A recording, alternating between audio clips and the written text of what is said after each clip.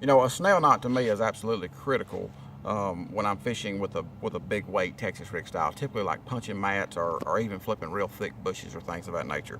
Anytime I get up over about a half ounce, when I get to a 3/4 or 1 ounce, I really like a snail knot because it kicks the hook out from the back of the weight, which allows the hook point, I think, to get a much better bite in a fish. And it's actually a real easy knot to tie.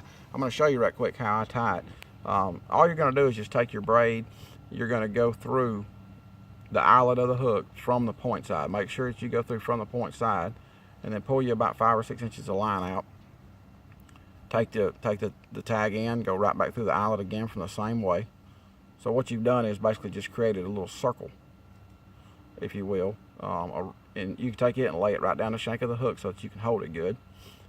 And you're going to take your tag line and you're going to go around the shaft of the hook or the shank of the hook and around the circle at the same time. I like to go at least 5 or 6 times. Typically what I'll do is I'll kind of pull it as I go, and I'll get as many as I can tucked in behind the keeper of this Eagle Claw needle point flipping hook. And then I'm just going to take and go back through the circle that I created, and then grab my main line and pull it tight, which is actually just going to pull the line up into the knot. I don't like to cut my tag real short on this. Typically about, a 1/4 or so is about as close as I want it to be.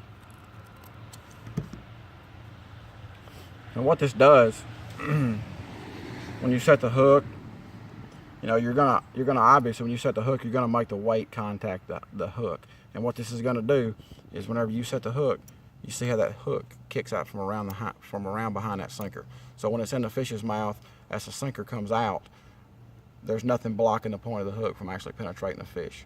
If you have trouble losing fish flipping mats, which a lot of people do, this is definitely going to help you with that. You're definitely going to put more fish in the boat.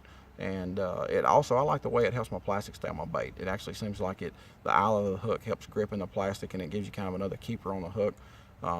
So if you're not familiar with the snail knot and you flip mats a lot, this is a really simple one to tie and very, very effective, and I promise you, you will put more fish in the boat with this knot.